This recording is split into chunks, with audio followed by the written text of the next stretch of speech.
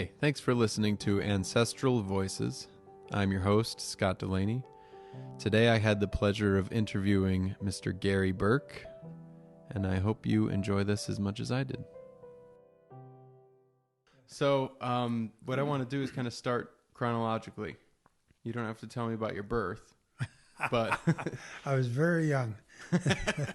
what do you remember about your childhood? Oh, my goodness. That's so open-ended. Probably the earliest thing that I remember is, I think it was maybe my fourth birthday or my late threes. I got a pair of roller skates or something. I don't know for sure. But it, like, you say that with how far back can you go? And it's like back to probably before I turned 4 years old. But, other than that, That's better than me. I don't remember anything other than that I was always doing something, playing. Did you grow up did you move around a lot when you were young, or did you grow up in like one house? We moved quite a bit. I always said that we always moved when the rent was due. And I always thought that was a joke, but the more I've thought about it, I think maybe it wasn't, know. But What were your parents like? say again, what What were your parents like? What were they like? Yeah. They were old people. My parents were always old, but probably being serious about my parents. Biggest thing is they really cared about me, really loved me, really supported me, made me behave as best they could, which was most of the time. Gave me a lot of freedom, but really watched out for me and protected me. I think that was, but probably the one, they were for me. That's probably the strongest thing that I could say, and I knew that. They didn't coddle me. I had two brothers, both now deceased. Were they older brothers? Or? One older, one younger. Okay. And they didn't coddle us at all. I mean, they made us do the things. I mean, they made us do our few chores and, occasionally clean our room, those kind of things. Show up for dinner. They were not super strict, but yet the guidelines were pretty clear. Were they pretty supportive of the things that you wanted to do? But yeah, that was the thing. I would say they were, again, using that same term, for me. Mm-hmm. And it was like, I just knew I had their support as long as I was doing things that were basically decent and somewhere inside the lines, Was that uncommon for your peers at the time to have supportive not really. parents? No, they're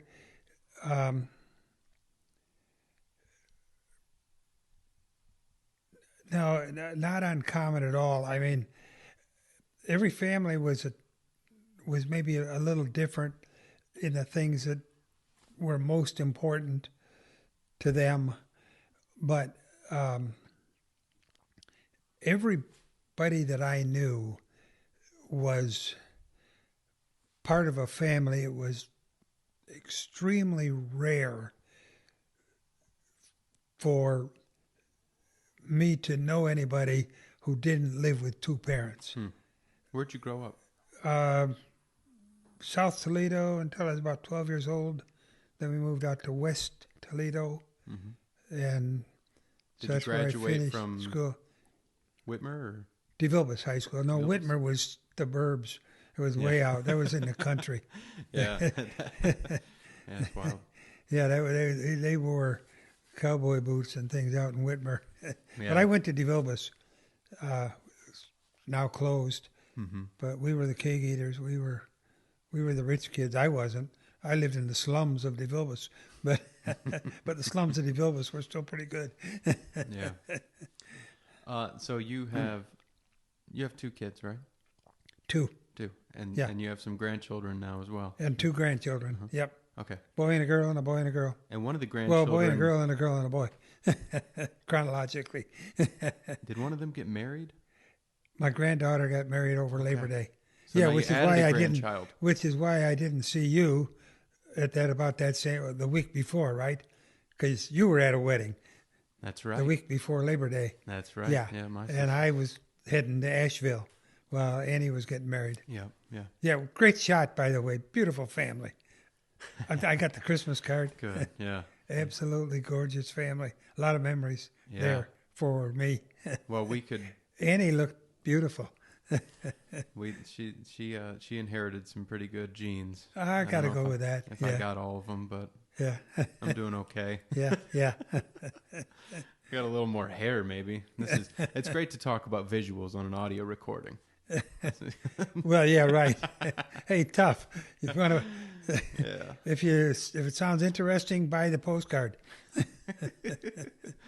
So, and thinking about your parents and how you were raised, what are some key differences that you've seen? You know, they were obviously very supportive people, and you were supportive of your kids. What do you see now with maybe generations that are, in their 30s or 40s? How do you see parenting now compared to the way that it was? Oh, wow. That's loaded in a lot of ways, and it'd be real easy to say, they don't do it right these days. But that would not be correct. Yet, at the same time, I don't, maybe I can give an example. If I went down the street and did something out of line, whatever it might be, I always lived in neighborhoods, okay? Relatively small houses strung out on a street. And if I went down the street and, did something that I shouldn't do, and Mr. McDonald gave me a smack, and I went home, I would not tell my mother, Mr. McDonald gave me a smack, because I was going to get another smack. In other words, the point is everybody, like in a neighborhood, really watched out for everybody else. Yeah. There was a real community. Now, you didn't, hang tight with everybody, but you had people within the neighborhood that you were close to, maybe even went on vacation with. Especially people who,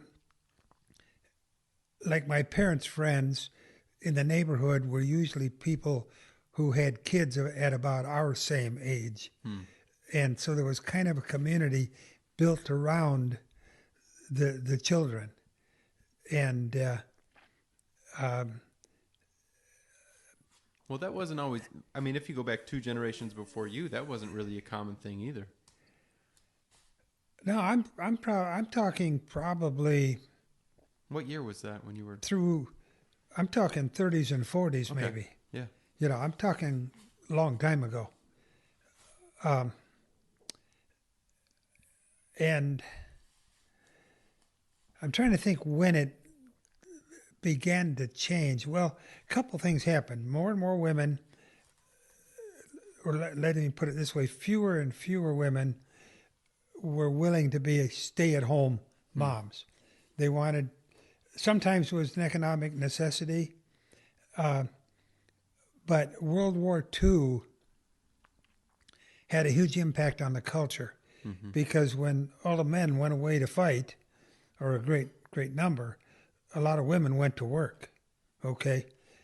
And so once that cultural shift changed, a lot of the women did not want to come back and, be just a housewife, as they usually said it. Work twice as hard for none of the pay. Exactly, yeah. And that's really true. Yeah. So I think that's when the cultural shift began, really after, like, late 40s and then through the 50s, and it sort of accumulated. But during that time, children, at least like teenagers, And by the way, I don't even know if there was a term teenager in the 40s or early 50s, probably sometime in the 50s. I could be wrong, but I don't remember people talking about teenagers until probably I was 15 or older before I remember even hearing the word a teenager. So the point is that teenagers became a cultural entity sometime in that period. And and they began, the teenagers began to have an impact on the culture, and they didn't express it this way, but to demand their rights.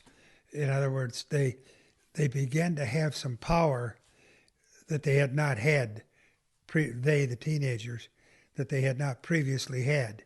Well, And it wasn't necessarily a bad thing. Sure. But all good things also usually have a potentially bad aspect to them. There's always a consequence. Well, there is, yeah. And by light of match, well, there's a result. There's a result. Right. A consequence isn't always negative. It's sometimes the exactly. consequence is the next thing in the but sequence. There can be the unintended consequences. Yep. And I think in some respect, that it would be correct to say that about that period from like 45 to 1960. And then sometime early 50s maybe, there began to be sort of a shift in popular music. And what they called, well, I guess what you now call soul music maybe, began, this is kind of strange, but let's put it this way, music began to have a very, very strong and broad impact on the younger generation. And there was kind of the standard, I'm going to call it white music, but there was also what I think we'd now call soul music. And they actually had what they called race records. And that meant black music, although the term black had not really come in to popular use at that point. But it was interesting that the white kids were getting a hold of these race records, and they became very popular. So the black music became very popular with white kids, and some of it began to spill over into onto the radio, even onto, well, there really were not any black stations then. Interesting. But they would just be that whole racial revolution was beginning to take place then too, and that was also part of World War II. There was a lot of segregation during World War II, but there was less and less as the war went on, and so the black and the white cultures began to come together, but it was frowned upon by the mainstream culture, but it was happening. There was an undercurrent. So do you view that was largely in the hands of the youth, or was it? It was really precipitated by youth and musicians, and the musicians were young. Like a lot of times, musicians would have a gig, like a white band would have a gig someplace, but there would be a black band playing someplace, and after 2:30 when the bars closed, the black and the white band would get together someplace and do their jam until morning. And then they'd split up and go their way. So there was that sub-current, I guess, of integration, but the culture at large was not ready for it by in any means, but it was going on. and it wasn't until the early '60s then that that began to break over into the mainstream culture, and blacks, well, in fact, they rejected the term Negro and referred to themselves as black, and began to demand. And interestingly enough, while there was some violence, it was mostly a non-violent, led primarily by Dr. Martin Luther King Jr., who insisted simply that America live up to what it claimed to be. So, and this is just Gary Burke talking now. He's absolutely, whatever else you might say about him, he's absolutely an American hero for the way he went about and insisted upon nonviolence. And as I said, and he was echoing some earlier black leaders who really said the same thing. But he, by the same thing, just let America live up to what it claims, that all men are created equal. Only live up to that. They were the earlier civil rights pioneers were not really asking for total integration. And as a matter of fact, neither was Dr. King. But he insisted that we had to judge on a different basis than we were judging. Right. And again, my commentary, it's a shame that today in 2019, we have spoiled his legacy by judging by the color of skin, both ways, and not by the content of character. And he's still a hero, but he would be ashamed of what people on both sides have done to his legacy. Enough of my preaching, but that was very important time in our nation's history, and that ties back to freeing younger people to see what they could do when they coagulated and cooperated. Long response to your question. It seems like young people at that time kind of stepped into a authority role where there was kind of a vacuum, right? So if increasing numbers of parents were both working, and the idea of a teenager had yet to kind of come to fruition, or that identity have yet to be. It was not strong. Let's just at least I can say that. Some people may have talked about teenagers, but it was not a strong identity, Youth and it culture, wasn't coalesced as a group. Yeah. They were underlings, and then But 30, your 40 years term, before your thought stepped into a vacuum. I think is accurate. Yeah. Because adults, a lot of stuff went on then, crazy things. Adults, in many cases, abandoned their role as adults and as parents and tried to be friends to their kids. My parents were never my friends. I mean, they became my friends later, but they were never my friends. If mom said it, I did it. It was not... It was no negotiation. It was how process. high. Yeah. That's all. Yeah, right. No negotiation. Yeah. And that's the way parenting was through my finishing up my teen years. Now, I was married at age 21, so I was barely out of my teens. And at that time, I had tremendous freedom. But if you got time for a short story, this would have been in maybe 1950, right around 1950.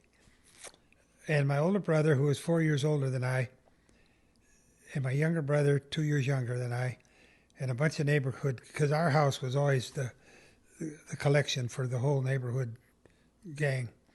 And somehow we'd gotten hold of some firecrackers, and we were and some nice big cherry bombs and things, And we were down at the end of the street blowing off these fireworks. and my mother could hear the stuff going on. And the fireworks were illegal at that time. I don't know if they still are in Ohio, but they were then. But we got them mail order. I don't know how we got them. But we're blowing off the fireworks. My mother comes walking down the street, and she said, "You kids are not supposed to be doing this. Jim, Gary, and Ken, you get home. The rest of you kids, I don't care what you do." And that broke up the party. And that was one mother walked down the street and said that. And Jim, Gary, and Ken, my two brothers and I, went home, and the rest of the kids scattered. I mean, that was the power of an adult, and she was not our friend. Right. It was an authority figure. And I don't think that would happen today. I mean, in fact, tragic to say so, but I think a lot of the kids would have mouthed off and probably used vulgarities, and a few of the parents would have come down and chewed her out for chewing their kids out. That was not going to happen then. Yeah. I'm fortunate enough to have, my friends who have children, in and around my children's age. We've kind of, verbalized that expectation that you're part of the community. You're part of raising that child. I think there is a kind of welling up this generation where people are starting to see the shortcomings of trying to do it all on your own, and frankly, kind of re-educating how to be parents. There's been so many theories that have gone around about how to raise children, and so many things that kind of are passing ideologies, that I think there's a lot of people leaning into the reality that, hey, maybe we have to work with each other and lean on each other to help out. But maybe I just keep good company. I don't know. No. I think your assessment is pretty accurate. I'm just thinking, as I said, my parents were not my friends. They became my friends, very much so. And my two children, were not my friends. Although my wife and I, Dolores and I, reared them somewhat differently than we were reared, somewhere in between the friends and the enforcers. But today, my two children are among my very best friends. But that transition took place over a number of years. And I guess I couldn't even point to a spot, okay, now you're my friends. But there was a time when we just, when we were equals. Interestingly enough, though, they both still show me a great deference as their father and as an authority figure. Yeah. And they will still ask me, I guess I don't want to say permission, but sort of inform me of steps that they might consider taking and get my input on it. Yeah. And I I'm just honored that they do that. But I've made a lot of really dumb decisions on my own. So join the human race. Yeah. It's a reasonable thing to do. I'm probably just getting into that chapter where I'm starting to run ideas by my parents and occasionally listen to them now at 32 years old. Right. Oh, you got another. Let's see. I say, at least for men, for males, we don't even start to get smart until we're 40. Yeah. So you got a ways to go. But what's the insurance nationwide, whoever it is, we know a thing or two because we've seen a thing or two. That's. I'm usually there's two. That's what did I think that was a quote from one of my grandfathers. There's two types of people: the people who pee on the electric fence and the ones who watch their friend do it. Yeah, right. I've done both. So it's interesting that you took time to kind of elaborate on youth culture, raising kids, because you've obviously had a vested interest in working with young people. You spent a lot of your kind of career in that field. Is that correct, or most of it? Oh, yeah, amazingly. See, I never knew what I wanted to be when I grew up, so I decided the way to take care of that was don't grow up, you Yeah. know. So, but no, for some reason, I was always drawn to kids who would listen. And I coached a junior league football team for a few years. And as a matter of fact, the 1 year I coached, we were undefeated, untied, and unscored upon. And you can't beat that record. You That's can pretty tie good. it, but you can't beat that. Take that, Now, next year we Coach lost every Belichick. game, but that's okay. So it go up, so you know, it goes up, it comes down. Yeah. But and I did some youth work in my church, but then, as you know, I became involved in Young Life, actually at kind of a late age. I was in my 30s when I got involved in Young Life, but I had been doing youth work from the time I was 18. So, but I found young people, and I began to gravitate toward teenagers because they were so well. The way it was put one time by one of the not really the founder, but one of the early developers of Young Life, the Young Life Ministry. He said, we find that there's what we term a springtime in each life, and that is generally somewhere in the early to late teen years. And we find that they are both old enough to listen and hear and understand and to make decisions, good and bad, and that one of the most important things that we as adults can do is to share our experience with them and listen to what they have to say. And that really, that struck me, and it's maybe kind of a commercial for Young Life, but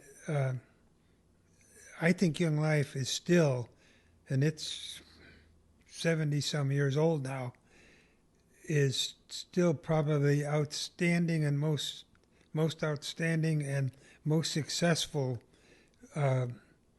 youth work anywhere in the world today.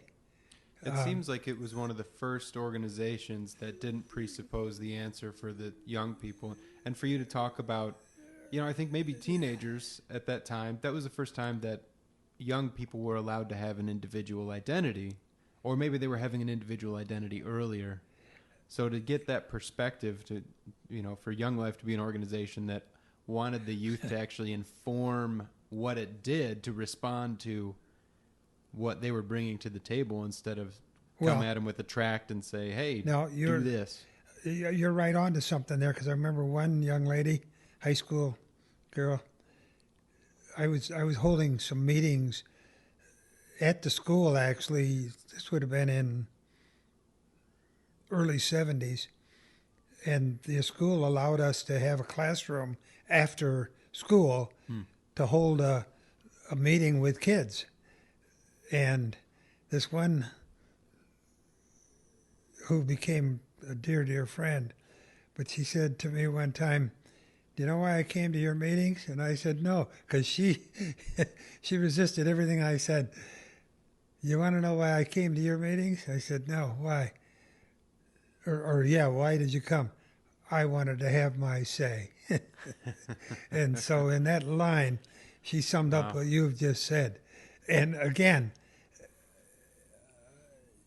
she had her say, and she came to really agree almost totally with my position on things.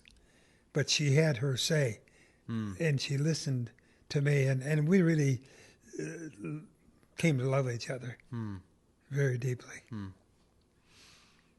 Did you find that your perception or your worldview was impacted by the kids you were working with?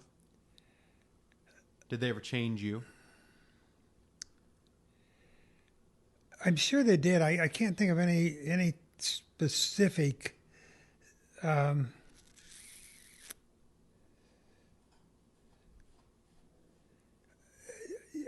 I think maybe they just confirmed that the value of every individual. That's probably the best way I can answer that. Which I probably sort of thought for most of my life, but it was like the confirmation that nothing that we do in interpersonal relationships and in terms of affirming other people, none of that is wasted. It has an impact and generally a positive impact. When you get to know and you're working with an individual, you're back to that Dr. King quote, judging an individual based on the content of the character, not the color of their skin, right? And it's interesting to think of maybe the time before World War II, and even during a little bit, that there was a lot more, that identity politics were maybe more the norm, perhaps. I'm not really sure, but now it's kind of making a comeback where you kind of, where it's you are judged and understood according to your checklist of what you look like or where you're from, and you're saying now it's like that. Yeah, and maybe and I don't think there was ever, well, it's going to be kind of, because this is from an American perspective, because my contact with the rest of the world in a Midwestern is very, very minimal. A Southern American perspective would probably be. So it's a Midwestern American perspective primarily. But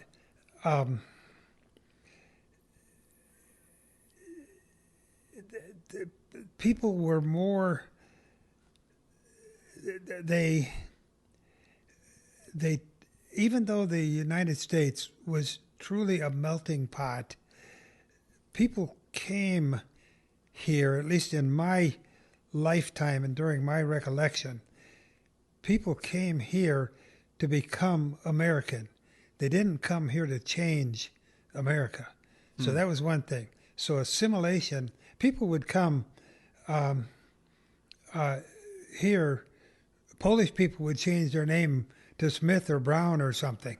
They get rid of the ski and those kind of things. I mean, they anglicized their names because we were primarily, an English-speaking nation, and they stopped speaking their native tongue and they learned English and wanted to speak English. And by the second generation, the children were Americans. I mean, they didn't think of themselves as, anything other than Americans, even if the parents maybe still spoke, the language of their birth home. But at the same time, there was like Italian communities, Irish communities, German communities. We have cities in Ohio with German names that were originally German. Like you go down toward Dayton, Ohio, which where your dad is from, right? That's my paternal side. Yep. Yeah, and there's like New Bremen is down there. That's a German. What else do you have? You have you don't have to go all that far. I'm trying to think of some others. At any rate, I know there's some German, because there were a lot of Germans throughout this part of Northwest Ohio. So there was definitely ethnic, cultural subgroups that sort of hung together more socially, but they still really assimilated as Americans. Well, what is it? And so there really was not the identity politics. you could cross over in those groups. So the Greeks could go and hang out with the Italians or the Russians or the Germans or whatever, but they'd sort of like, go back home in the evening. But now, people, what's happened, and this has been in the last several years, the identity politics have become so prevalent that people are judged first by all kinds of externals and almost nothing by the content of their character. And that is a national tragedy as far as I'm concerned. Yeah. Yeah, that's, there's obviously there were hardships and there were obviously tensions in the 50s and 60s and especially the late 60s. Look, but slavery is a scar on our history. Yeah. But the United States was not the only place that had slavery. And many of the Africans who wound up in the United States were here because of fellow Africans who enslaved them first and then sold them to the British slavers. So so there's enough blame to go around. Evil is evil, either way. Absolutely, Evil wherever is it evil. originates. Yeah. And so it was a terrible tragedy, and it's a terrible blot on our history, and it certainly needs to be recognized as such. But we also fixed it, went to war, killed a whole lot of people to get rid of it, and are still working to rid the shame of it. And that's just one aspect. And it was wrong to post signs, help wanted, Irish need not apply. Or not hire somebody because he was an Italian, or you couldn't get into a school because you were a Jew. Those are terrible things. And wherever that prevails, it's still terrible. But the fact is that this country alone, maybe not alone, one of the few that considers building fences to keep people out, not to keep them in. Americans can leave anytime they want to, but the rest of the world still wants to come to America. That says something. There's I think a cultural tendency now for people to realize, we're obviously fortunate. The problems that we have are pretty minimal. I was just kind of going over this today in my own head, but instead of with that privilege, I think we've been sort of conditioned to feel guilt or feel shame about it. But it's so much healthier to feel gratitude. And we should not feel guilt or shame, we individually, over anything that we haven't done, other than if we failed to speak up when somebody has, used the N-word or in any way has denigrated someone or misused them or mistreated them for, let's say, on the basis of identity. In other words, if somebody's suffering for something that is not their fault, the only shame we should have is a failure to do what we can to stop that from happening, whether that's a word or a physical action or whatever it might be. That's the only shame that we should have. I think, again, my opinion. What you can control and what you're responsible for that's it. That's where we can probably always do more in some ways, whatever. So I don't want to give anybody a pass saying, well, I really couldn't do anything about it. But at the same time, if somebody out of our contact, out of our zone, says or does something, we don't need to feel that guilt. In other words, I don't care what they say. They talk about white privilege. There is no such thing as white privilege. Now, if you happen to be white in America, there are some things that work out a little bit better for you than if you happen to be born black in America. That's a fact. But it's really not white privilege, at least not the way it's been defined. We're all born into us. We all sit down at a chessboard where some pieces have been moved. Sometimes there have been some good moves. Sometimes there's been some bad moves. But the game that we got to play is where the pieces are right now. And you take Dr. Ben Carson, whose mother couldn't read. She was illiterate, but she would grade his papers from school, and she'd make little red marks on them. And he thought that she knew what he thought that she was actually able to read his papers and see what he was doing right or wrong. Well, Ben Carson is housing? I can't remember. Is it housing and urban development now? Yeah. And he was one of the top neuro physicians for a number of years at Johns Hopkins University. Thomas Sowell was born in Harlem and is absolutely revered as one of the finest intellects that the United States have ever developed. And some people have accurately described him as an American treasure. I mean, these are just two people that come to mind immediately who came out of the most dire circumstances and absolutely rose to the top through a combination of their work, their very hard work, and the encouragement of others. It's just, and everybody doesn't have the equipment that they had, the mental ability, whatever it is, maybe a break here or there. I recognize that. But everybody can do twice as much with half as much. Everybody. Yeah, we need to get back to defining people. More preaching, I'm sorry. Yeah. Well, we put the microphone in front yeah, of me. We right. asked for it. Yeah, shouldn't have done that. Well, it strikes me that there does need to be we need to define people by what they accomplish and what they do, not where they're from.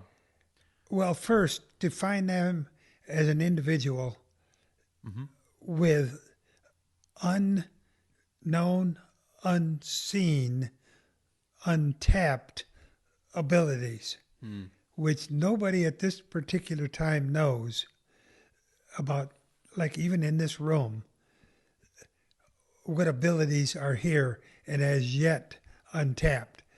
So we've got to have a reverence for every individual, for what they are at present and also for what they can become.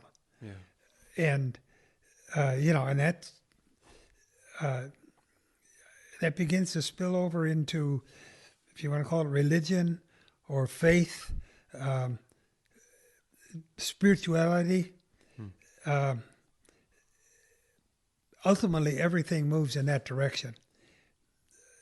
I am convinced. Yeah.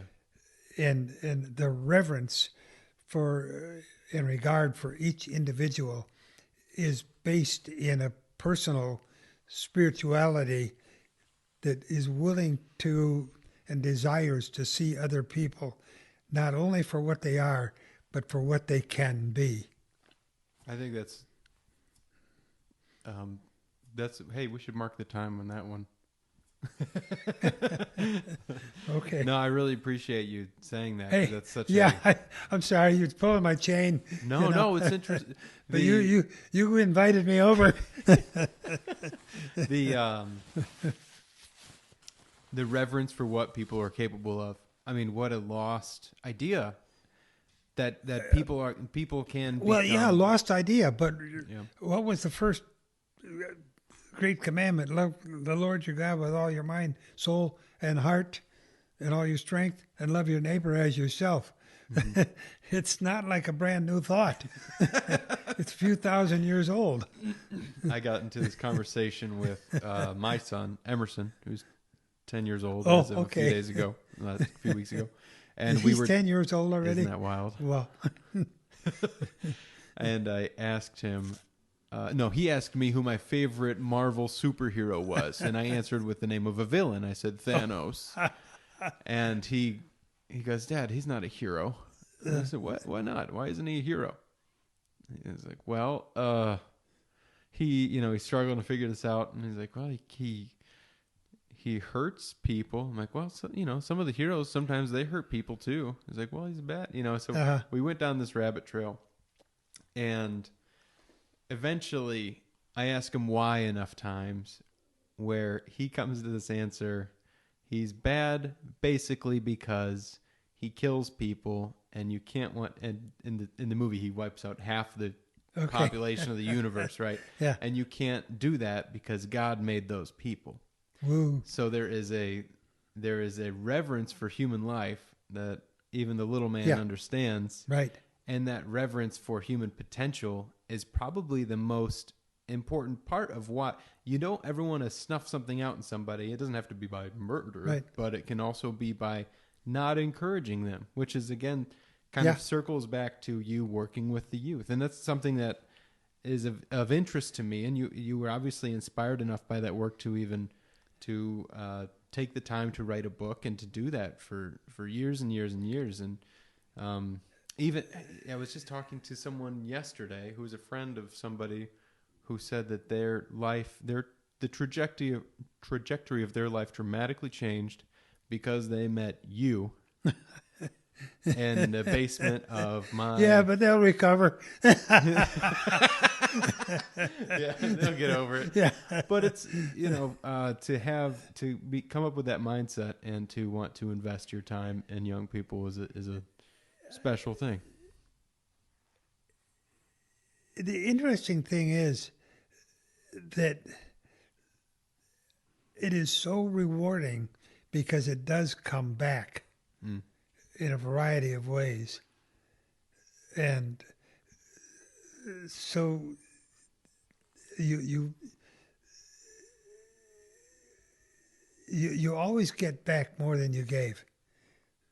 It just, I mean, it may not come back the way that you might have wished it would for whatever reason, whatever you thought you had in mind, but it'll come back some way. And it'll be good. Yeah. Well, it's sowing seeds. It's gardening. It's all. So what? It's sowing seeds. It's like gardening. Oh, yeah, it really is. Yeah. Yeah, it grows. And, and that's interesting. You take one seed and how that, whatever it is that comes out of that, pops out of that thing is, I mean, I'm sure there's some sort of scientific explanation of how all that works, but we still don't really know absolutely for sure. And so then, a tree grows, for instance, and that tree produces millions of seeds, right? From that one seed. And each seed of those million seeds can produce, and of course they do not all, for a variety of reasons. And it's really, really good because we would have way too many trees. But the amazing that the bounty that can come from planting one seed. The planet has been coded to multiply, not simply add. And it's and to get back to that, the human potential. You were able to, I'm sure we all we affect other people's lives in ways we're not even certain of at the time. Yeah. And if we're more isolated now, growing up in communities where your mom could go out and holler at all the kids and have a kind of impact, and over against that, and it probably needs to be noted, we probably all can remember something in our life when somebody did something bad to us, put us down in some way. I can remember a couple things where a teacher said something negative about me in front of the rest of the class. They got a good laugh. but I can still remember that moment. Fortunately for me, it didn't destroy my life, but I do remember that moment. And again, fortunately, there's been very, very few. But for some people, one remark, one put down, one being made the butt of a joke can be a tragedy, even leading ultimately to a suicide or um, a tragedy of whatever kind you can imagine, and it can come from that one bad seed that somebody planted, and maybe not even intending to, but just threw off a joke. My wife once said to me, because I can be pretty sarcastic, and I'm not really a cynic, but I can be sarcastic. Yeah. And she once said to me, "It's not what you say, it's the way that you say it." And she kind of put me in my place, like, just be sort of careful how you spit the words out. You think you're being funny, and most people probably do, but somebody might not take that as a joke. So it really, like I say, I put that one in my file. I still pull that out now and then. Yeah. But she was right. What was I'm gonna leave the realm of what we were just talking about with personal responsibility. You can speak life into people. Your tongue is the rudder that steers the whole ship, and that's your legacy is sharing with people and hopefully steering them in a positive direction, like you said. That joke you made about hopefully now she got over it, but yeah. I want to talk about like your family and your kiddos. What are my own kids? What's give me one of your favorite memories with your children. It can be a vacation or anything. Oh, wow. So many. So I would be hard pressed to try to think of like one or two.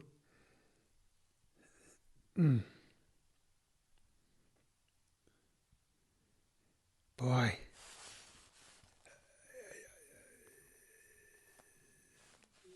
Yeah, I am really. One thing that comes to mind, my daughter, who was then named Sherry, but is now named Cricket, in case she ever hears this. Who, by the way, when she was going to change her name, asked me if it was okay if she changed her name. And I said, yeah, because you're going to do it anyway, aren't you? And she did. So, but when she was very young and I was tucking her in bed one evening, she was probably about 3 years old, maybe 4 at the most. And so I was putting her in bed and she said, "Daddy, what's love?" And wow, I thought, now how am I going to answer this? So I began to get my answer ready. And she was lying down in bed and I was sitting on the edge of her bed. So I was quiet while I was pondering my response. And she said, "That's okay. I know what it is." And I said, "What?" And she leaped up and gave me this huge hug. And laid back down. She said, "That's love." And I'm almost crying now, remembering that. So that's one very piquant memory from my kids. But does she know that story? Have you I recounted think that to her? yeah, I'm pretty sure that I've told her that. Yeah, yeah. With David, there's probably not any particular moment, but there's like an accumulation. Probably we were in probably the moment. In fact, I have a picture of this. Dick's mother No, she doesn't have the picture. She did a thing for me on this picture that I gave to David. But we were at the Young Life Institute, so this would have been 69, 70, 71, somewhere early 70s, and which was near Colorado Springs. And David and I went out for a weekend out what they called the Gold Camp Trail and went up in the mountains for a couple of days, to spend a couple of days out in the woods. And it was crazy. We got up this mountain. We drove up as far as we could, and then we took our sleeping bags and a little fly cover and I guess probably some food of some kind and went on up the mountain. And I don't know, maybe we slept in the car there. I don't remember. But anyway, when we went up there, it was all clear. And then the next morning, it was totally fogged in. But we decided to go up this mountain anyway. And it was not mountain climbing. It was just kind of like walking up through a woods. And we're working our way up through this fog. And you could only see like maybe 50 feet at the most. But we just kept working our way up the hill. And at one point, a deer came walking through our little circle of visibility, and he just meandered on in and out of the fog. And we just kept walking up. And finally, we got up to the top of the mountain, and the fog kind of lifted, and we could see this whole valley. And it was just a great couple of days up there on the mountain. And I remember then, several years later, I was talking to David, and I said, "You remember that time we took that trip up the mountain?" He said, "Yeah, greatest days of my life."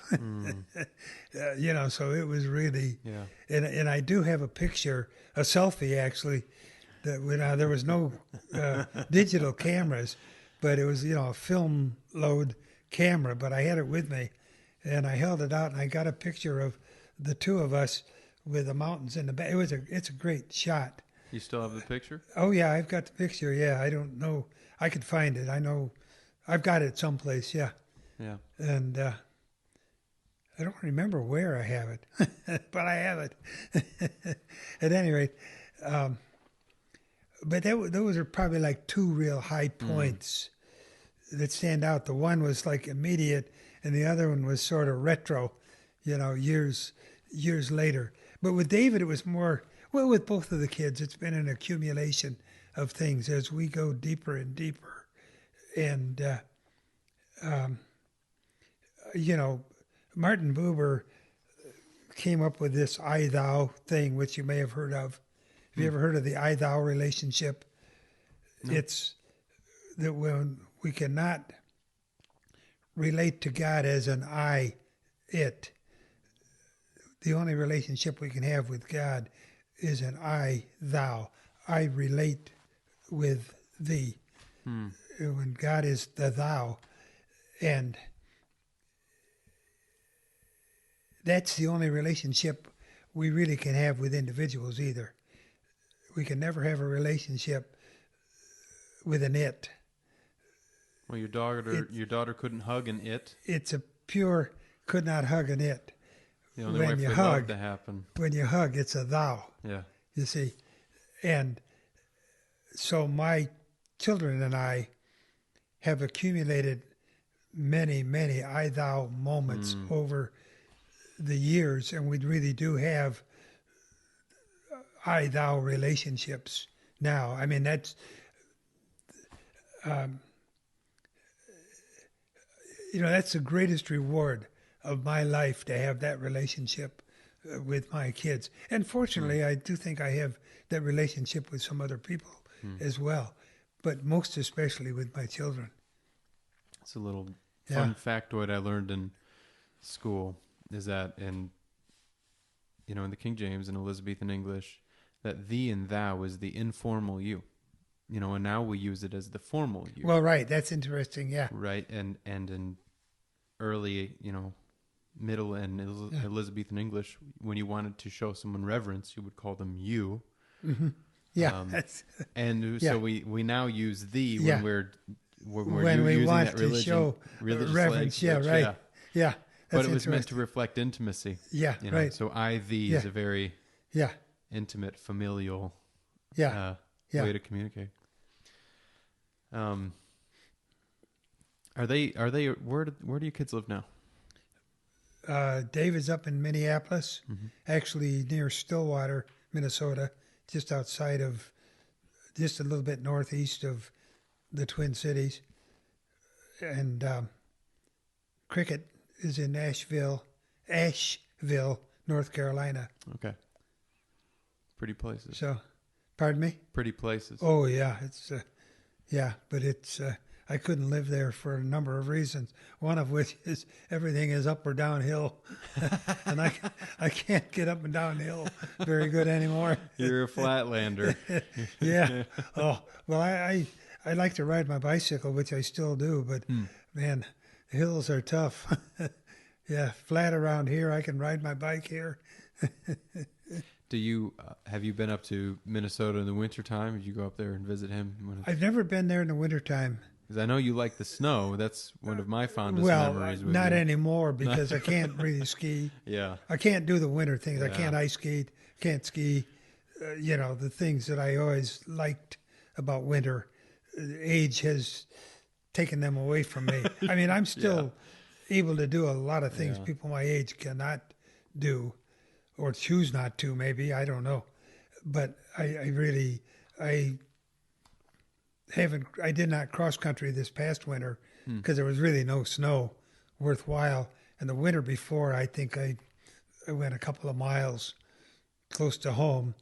The 2 winters before that, I went out to Oak Openings and did the long 5-mile trail. And that was a great, great trail. But I really can't do that anymore. So now, hey, they went to a 50 below wind chill one time this winter in Minneapolis. Wow. Not for me.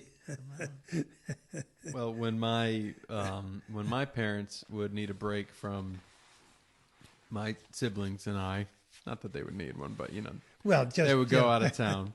Yeah. And then you and Dolores would come and that's right. Yeah. stay with us. And I love the snow. I still do. Oh, yeah. And you were the only of even my siblings and many of my friends. You were the one who would actually who would bear with me while I would sled for endless hours. Well, you were fortunate. You lived on a hill. Yeah, it was ideal. Yeah. And we could go all the way down to the creek there. I mean, that was a pretty good run. Yeah, that we fun. got. Yeah. Did you ride on my back or how did we do that? Any way I could go, I probably would. Yeah. I enjoyed that hill all through, my young years and into high school. How old were you then? Probably 10? 8, 9, 10, somewhere around there. Yeah. Yep.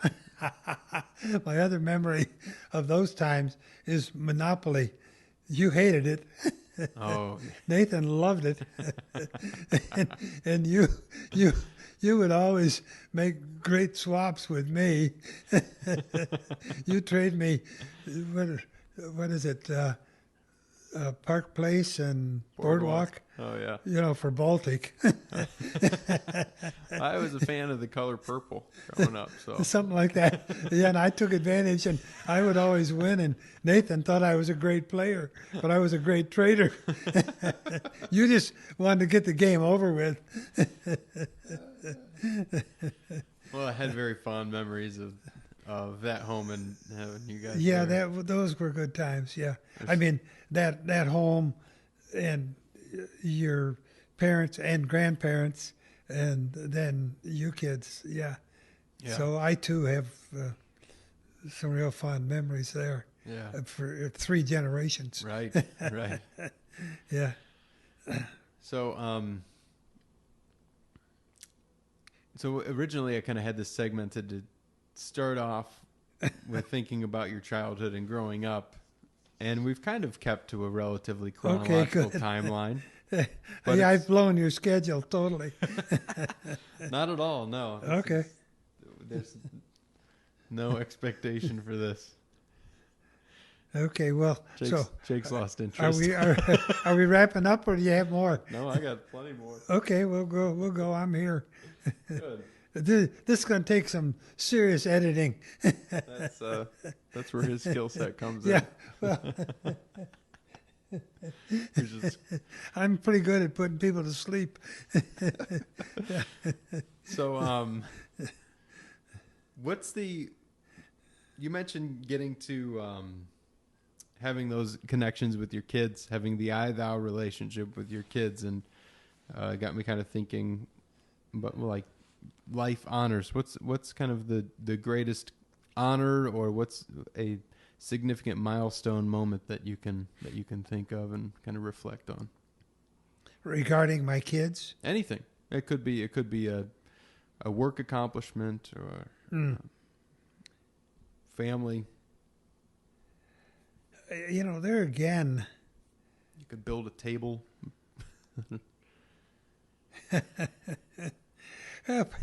That's interesting. You say build a table.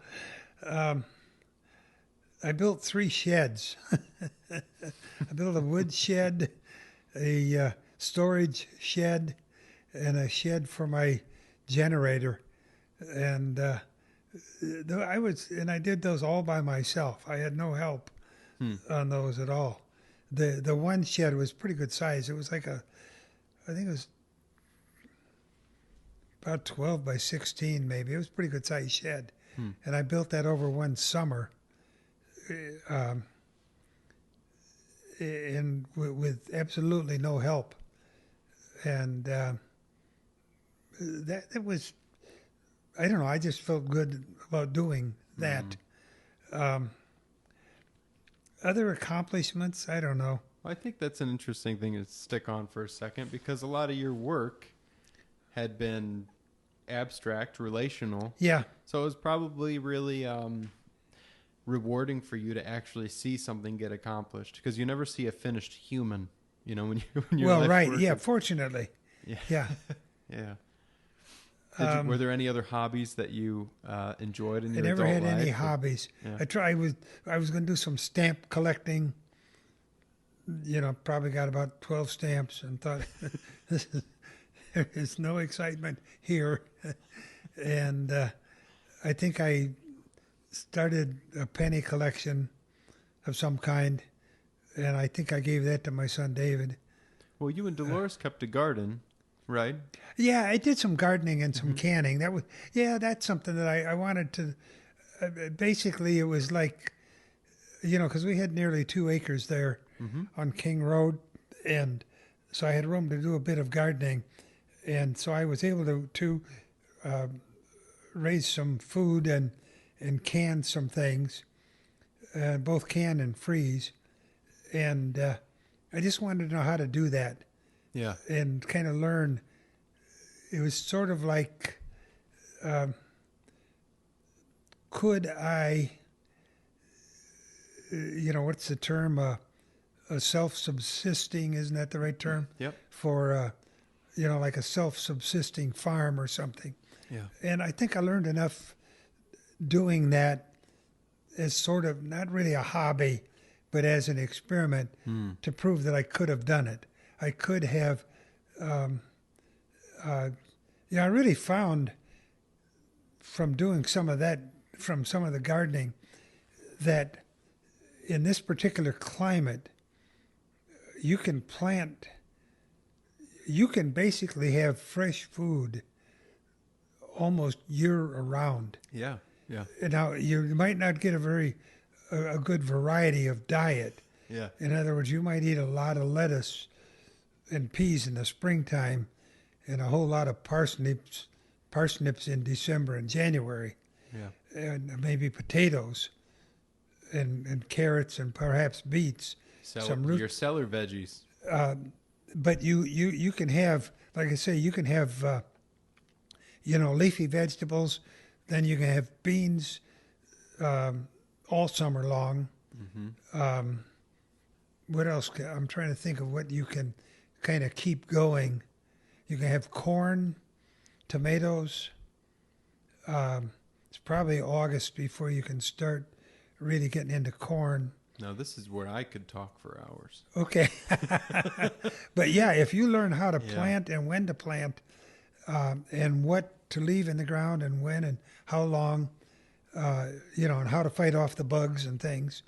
If you learn that, and there are some natural ways to pretty much, create some insecticides.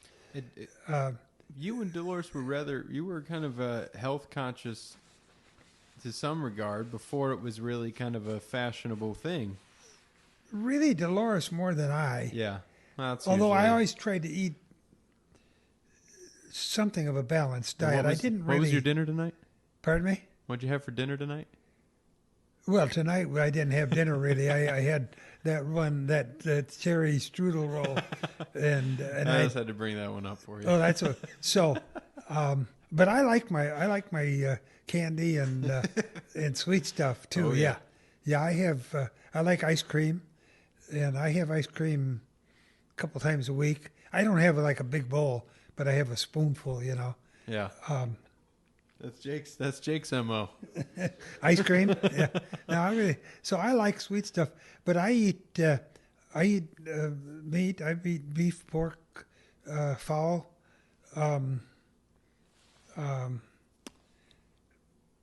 What do I eat the most of? I'm trying to think. I eat a lot of. What's your favorite meal that you've ever had? Boy.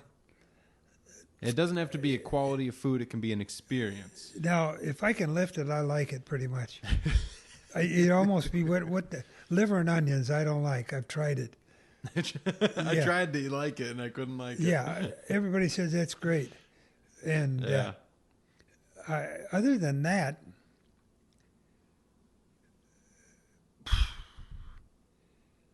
I don't really have How about like a favorite.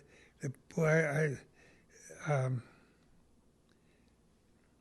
living alone now, I cook. I make scalloped potatoes and pork chops as a casserole dish.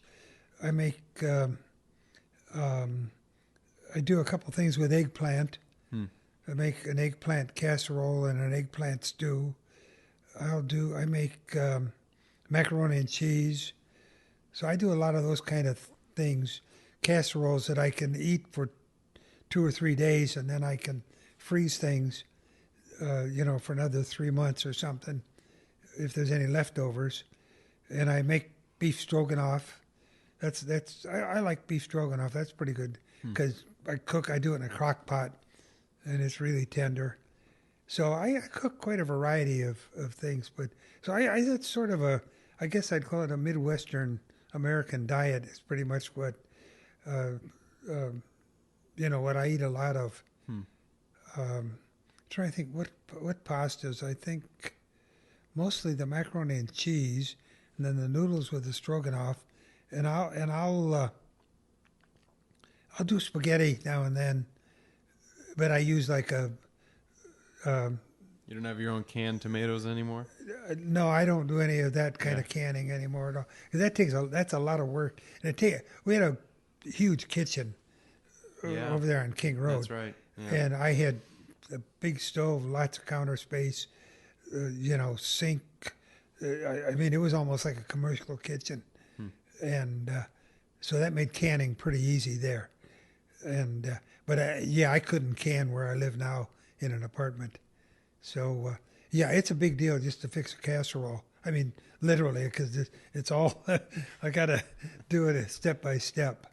So, but yeah, my diet is still pretty, like I say, pretty much Midwestern American diet, meat and potatoes.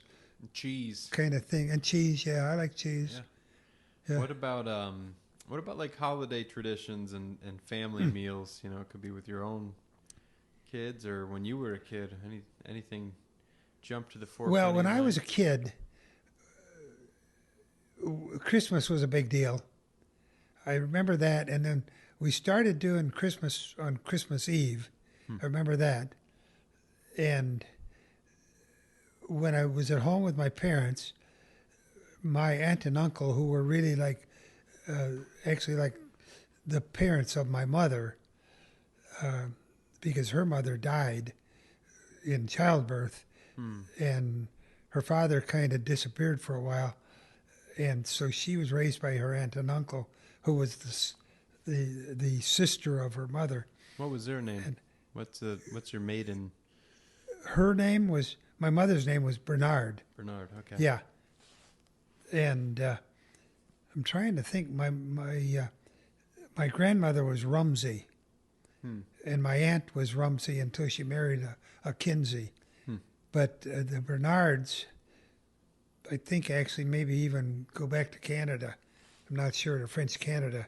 Okay. A few steps back. Well, if anyone hears this some years down the road and they get interested in that stuff, that bit of information could be helpful. Yeah. Now, my son David has done a little bit of research on the Burke side, but he hasn't been very successful. The line kind of disappears after my fraternal grandfather. He disappeared also. And so I knew my father's mother and his brothers and a sister, but I never knew anybody beyond that. I never knew a grandfather, but I did meet my mother's grandfather. I knew him because he later in life came back.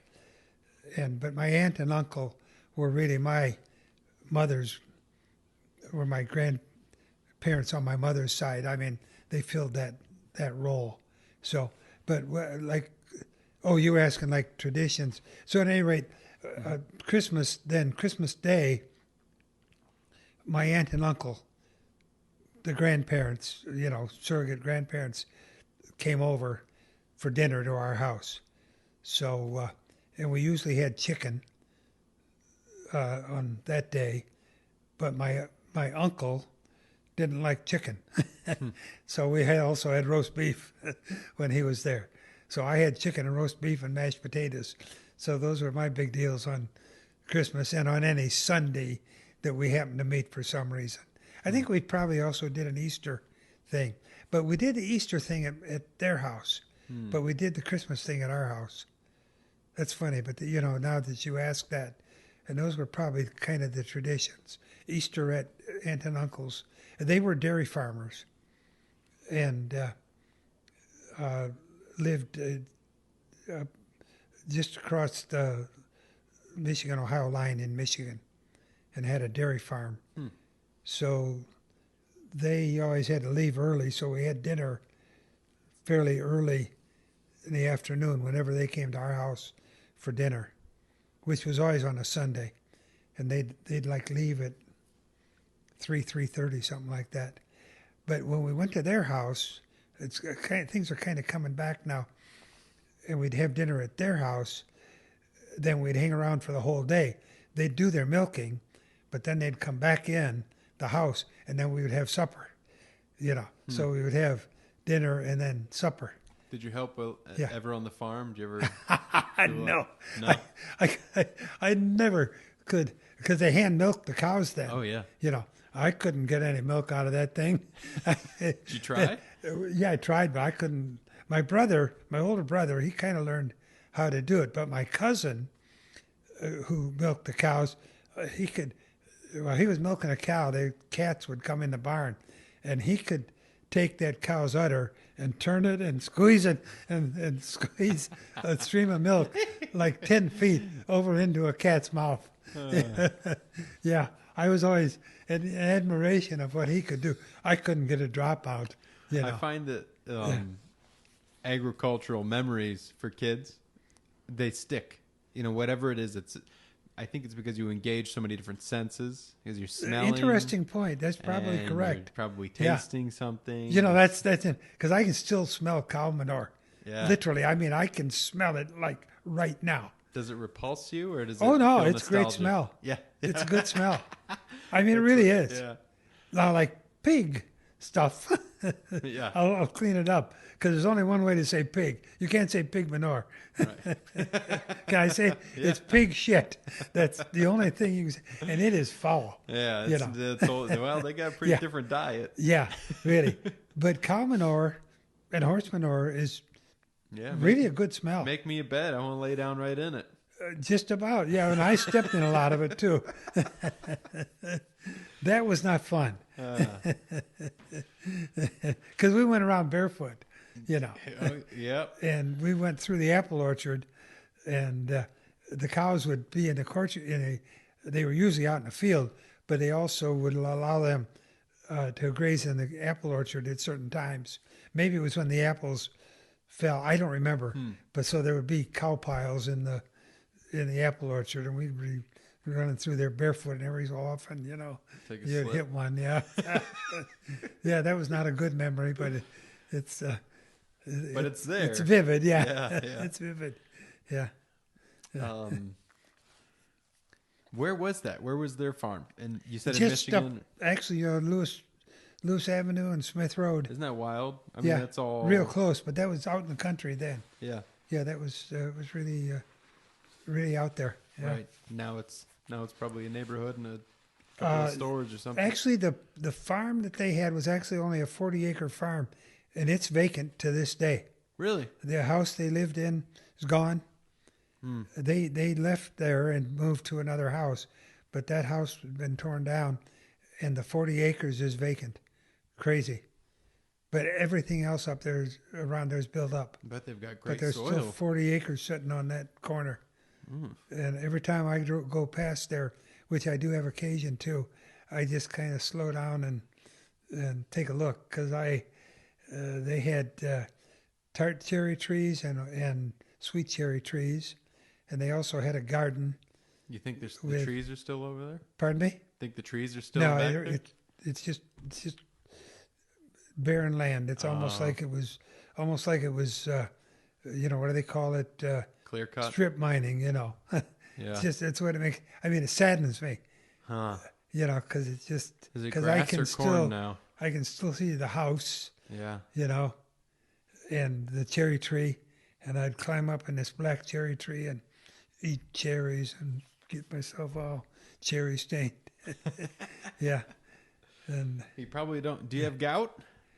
no, Oh, that's great. Yeah. why is cherries good for gout or bad? Cherries break it up. Yeah. Cherries Oh, are like well, the good. number one thing. I still like cherries. I like tart cherries. Oh, yeah. Cherry pie is one of my favorite pies. Yeah, tart cherry pie. Yeah.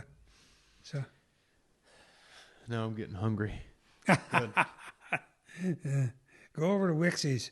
They bake a great pie. They're expensive, but they bake a real good pie.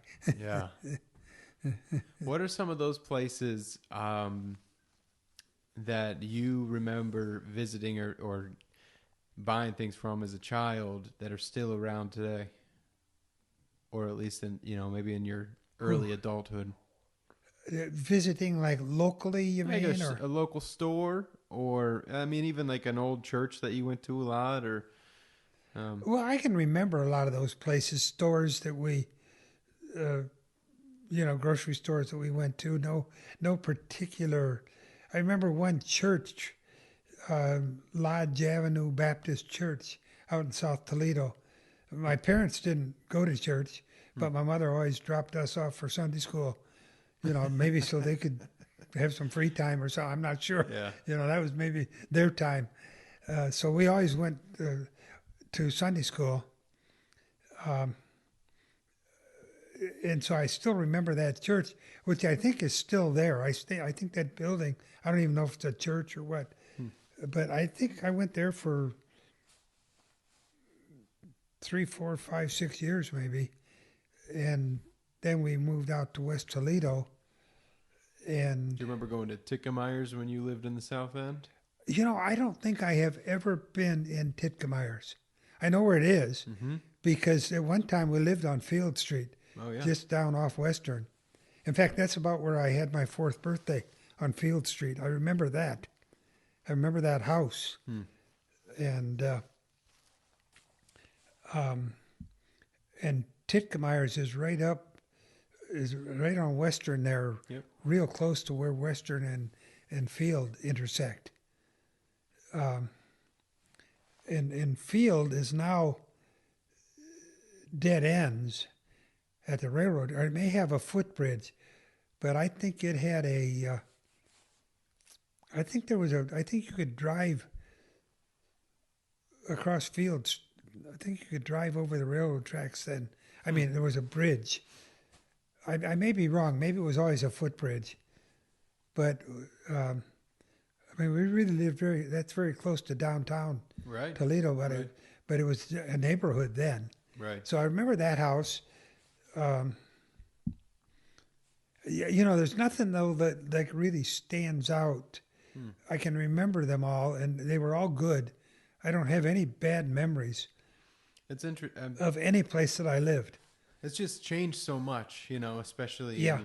in Toledo. I think it's probably like that in a lot of other Midwestern cities. But, the expansion of you talking about Whitmer being the sticks, Yeah. cowboy boots, and then having Yeah. a Smith, and what did you say it was? Where was the farm? Lewis. Oh, Smith? Lewis Avenue and that's all. Smith Road. Yeah, that's all right. Right, stone's throw away from a pretty highly urban area now. It's Oh yeah, interesting. yeah. That's. I mean, I don't. Well, when we were first married, Dolores and I were first married. We attended Lewis Avenue Baptist Church, which was then down at Lewis and Eleanor in Toledo, which is now up on that corner across from where the farm was. It's on the southeast corner of Lewis and Smith. And in fact, I think they even have a school there. I think there's maybe a bank right on the corner, and then the Lewis Avenue Baptist Church is south of the bank, but on the east side of Lewis Avenue. And How long did you guys live there? When did you move? Dolores and I, Yeah. just several months after we were married. Well, no, When did you get probably married? What year? would have been 55.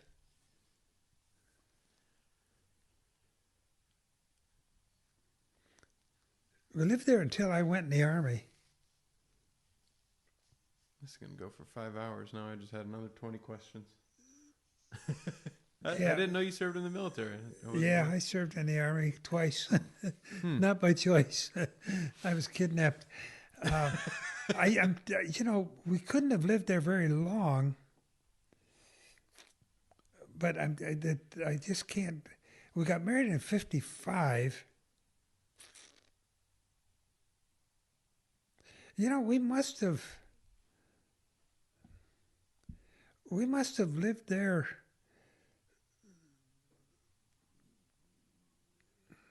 over let's see.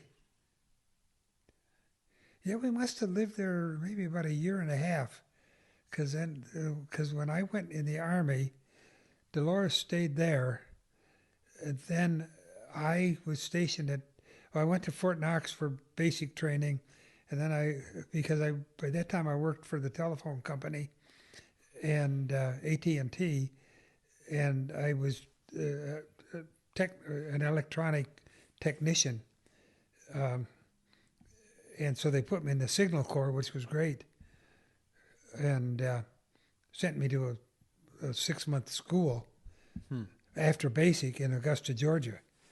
And so Dolores was able to come down, and we moved off post. So that's where David was born in 58. Yeah. He was born in July of 58 in Augusta, Georgia. So we must have lived in that apartment, a basement apartment on Eleanor Avenue for close to a year and a half to 2 years, something like that. Less than 2 years, but over a year.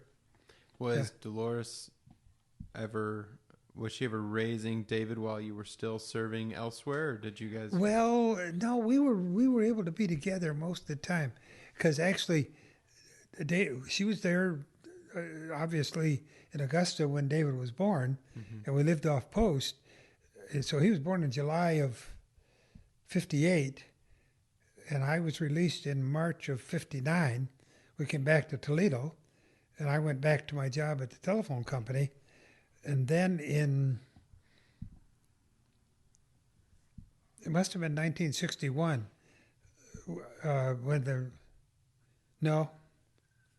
when did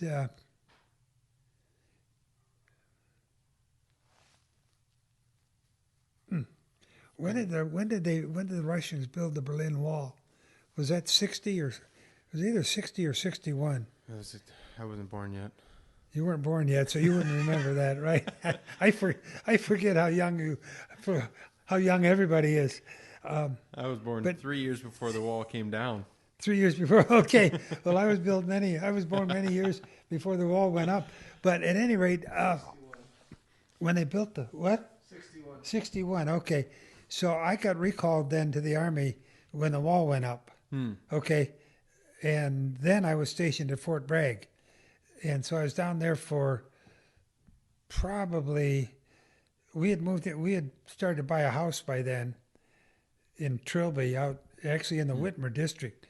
So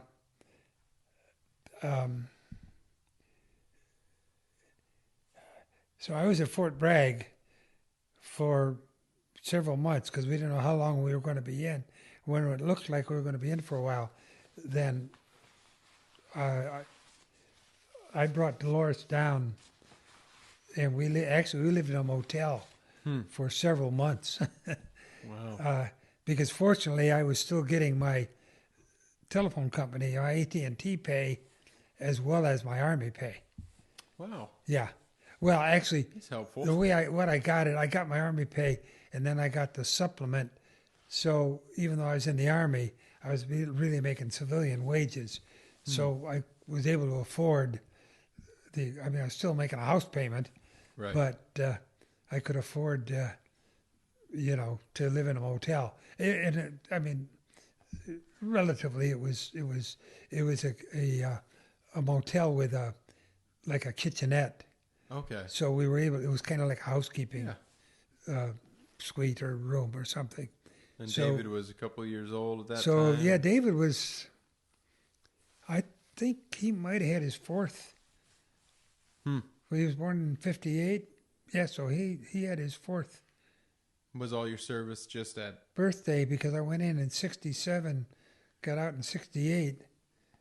Probably not too long after he was born or after his fourth birthday. So yeah, I think he had his fourth birthday in Fayetteville, North Carolina. Yeah. Yeah.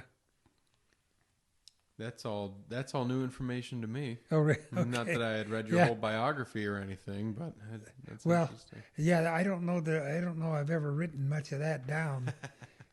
David probably remembers quite a bit of that. Yeah, it's but that was a good time. I mean, we met a lot of great people and had a good time. So, the people, how do they say it? My Army career was $1 million experience. I wouldn't give you a nickel to do it again. But it was good. Yeah. It was good experience. A lot of people could benefit. I definitely did. I mean, there's no question. It taught me. In fact, it's in my book, a little bit about that. You'll have to read it. I have copies, lots of copies. It's not on the bestseller list. No, it never quite broke into the top 10, 100 or 1,000. You use a lot of humor to connect with people. You're a pretty joyful person. I think so. Yeah. Yeah. I mean, I hope. Yeah, we. There again, I can be sarcastic, as I mentioned Sure. much earlier, and I have to be careful because I've learned that a lot of people just don't understand sarcasm. You're in fine company right now. Yeah, I can tell. Who are like, who's the funniest person that you ever met? Like, who brought you the most joy? That's an interesting question. Probably just like right off the top, without thinking any further, I'd say my favorite comedian of all time, probably Red Skelton. Really? Do you remember Red Skelton at all? I don't remember Red Skelton, but I have seen. Okay, well, I have looked up on the internet clips. well, there are clips, yeah, and I've got a couple of DVDs. I'll get one to you. And What's a DVD? I'm just kidding. Oh, I was going to say, wait a minute.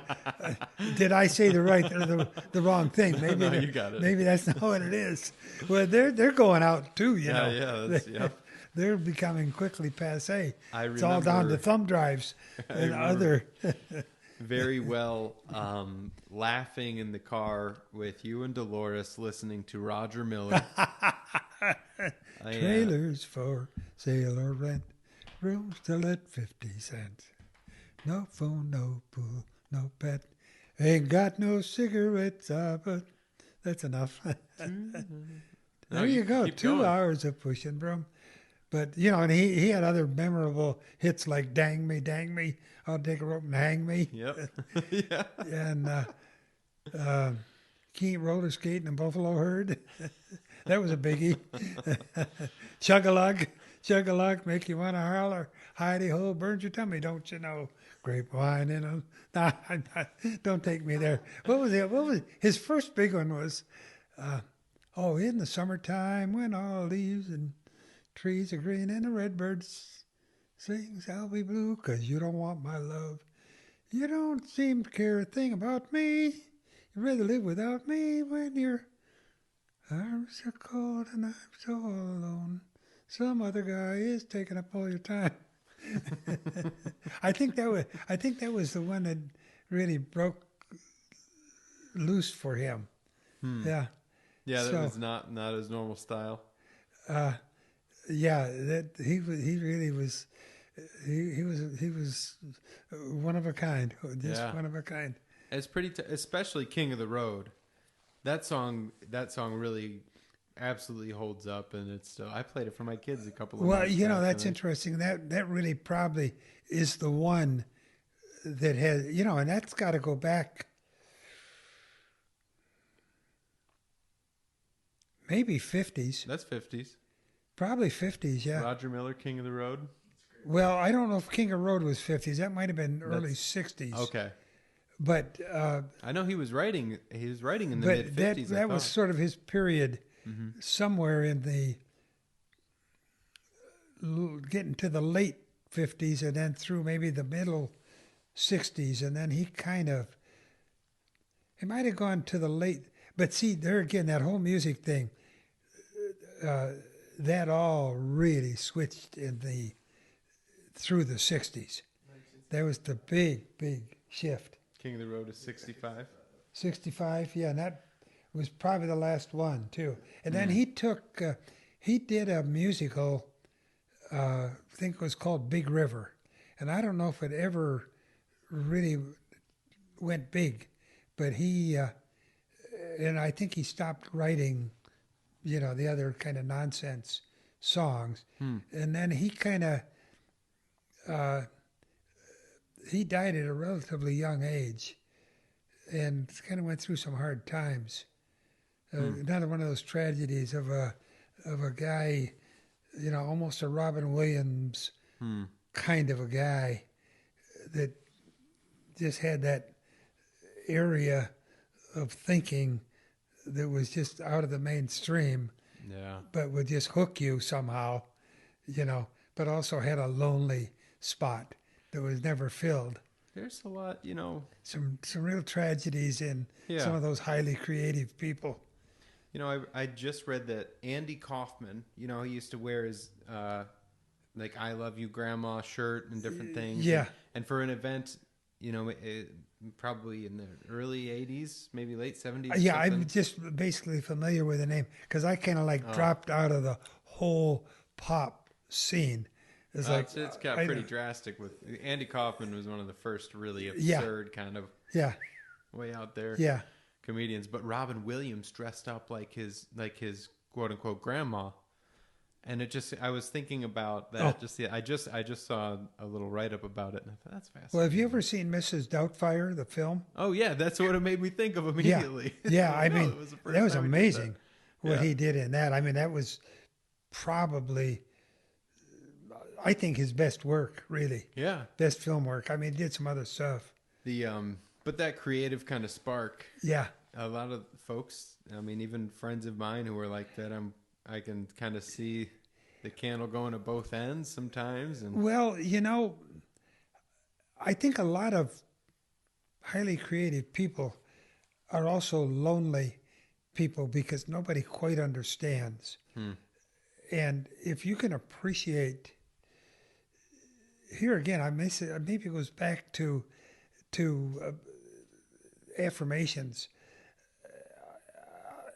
If you hear or see a work of art, and if it genuinely touches you positively, it's good to compliment them, not overdo, but just let them know, hey, I noticed this Yeah. thing, that thing, whatever, because I think that's again a point of contact that I think takes away that loneliness. Now, again, this is my speculation, but I do believe that that's part of what leads to the tragedy. They are so alone because nobody quite gets it. Yeah. You know, I don't know. You I don't know anyone like that. You do not know anyone like that. I'm kidding. I was gonna say, if you don't think so, Have you ever seen Jacob's work, by the way? Have you uh, seen this man's photography? Yeah, I've seen some of it. Yeah. Yeah. In fact, because as I was saying that, Not that he's a terribly lonely soul or anything. He's well, a he is though, and because really, and I don't want to drag you in.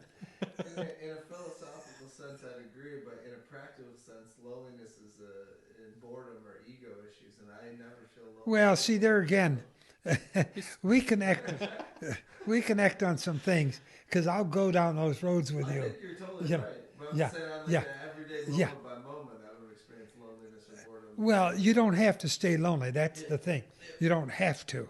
Yeah. But it can be difficult to get out of if you indulge it, because I don't care if they don't get it. I'm not doing it for them. I'm doing it because I have to do it. Like my book. Why did I write that book? It was a monkey on my back. I don't care even. I'm pleased if somebody reads it and says, "Okay, hey, that was a good line," but I don't care. It was for me. Totally ego. I asked I her. got the monkey off my back. Well, a friend of mine, someone I know who's a songwriter, I asked him, why do you write the way that you do? And he described it as just scratching an itch. The song is there, it itches, and so I scratch it. Yeah. And that's. Well, it takes something out of you. It really does to muster up the energy to continue creating my son and pushing something said out to me, there. we were philosophizing and so on. He said, "Let's face it, Dad. Let's face it, Dad. People don't value what we do." But there's some real wisdom there too. Yeah.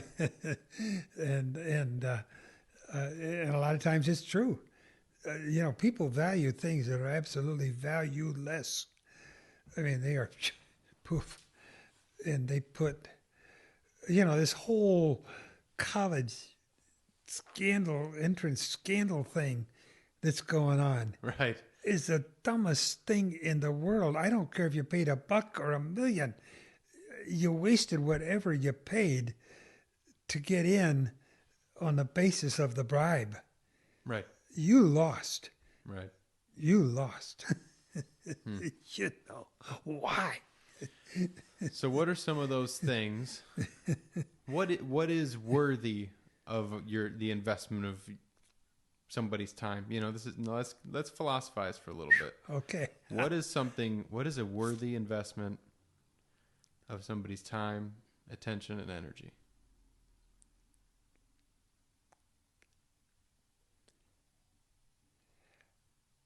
Well,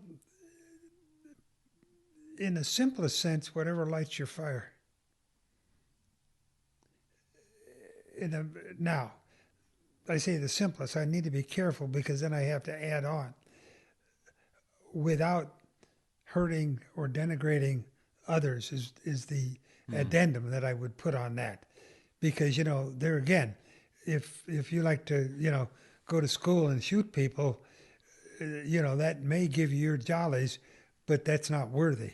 Right. So it's got to be within some kind of a guideline, a framework.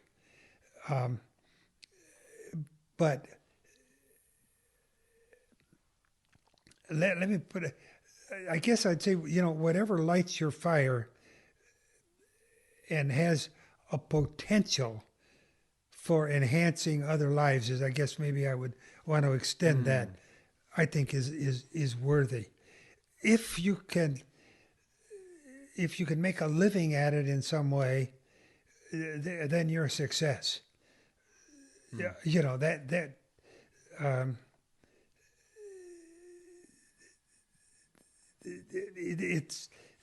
it's not what other people think. It's good if they think what you do or what you are is worthwhile and good. That's okay. That's a nice ego stroke, but that's not what matters. What matters is, are you the things that you're doing, are they bringing something out of you that maybe you didn't even know was there, but you took a risk on this thing and you found something that wasn't there. But it's got to be something that you say, okay, that's a bird worth chasing. I want to see what those feathers look like, or whatever kind of an analogy or metaphor you could use.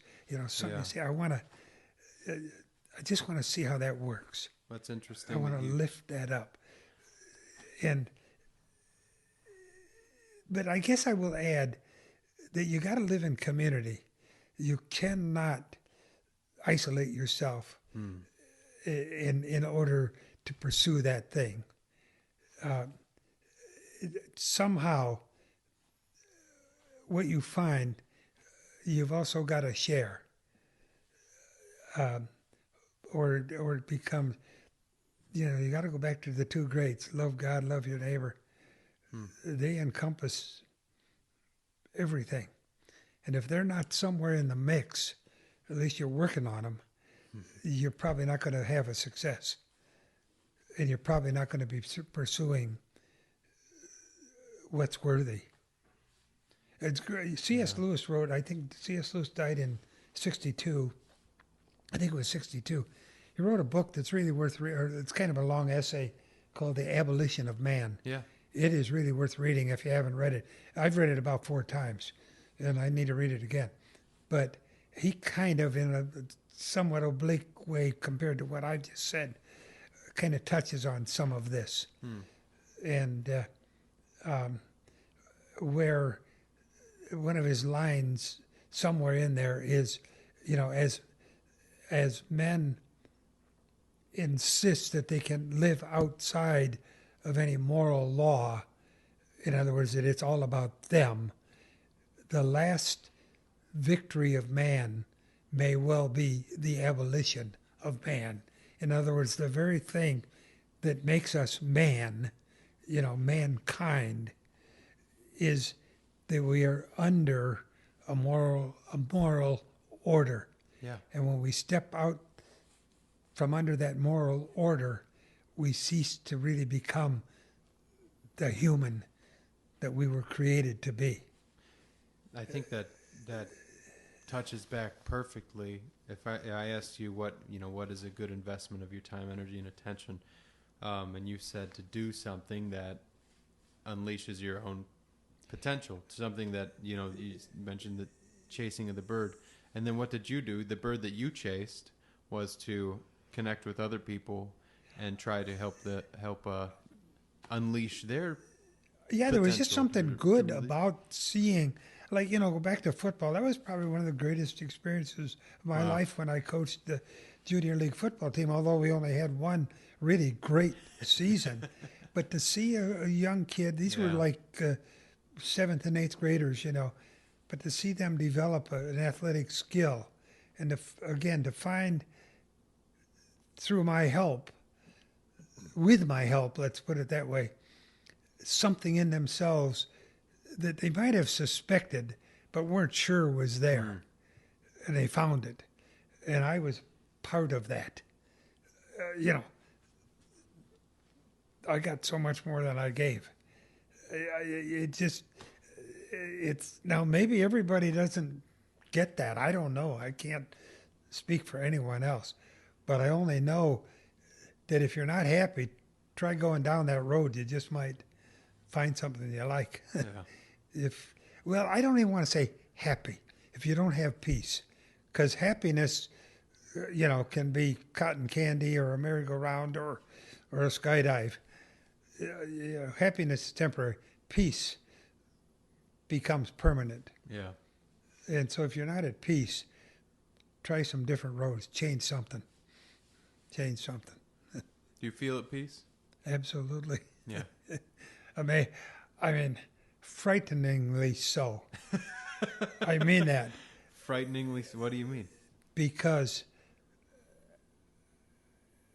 I have no right to have peace. So many good things have happened to me. Just happened. And I got a lot of bad stuff that I never paid the price of. And it's just there.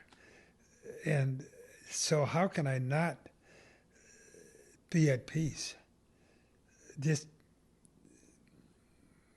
I've had a good life.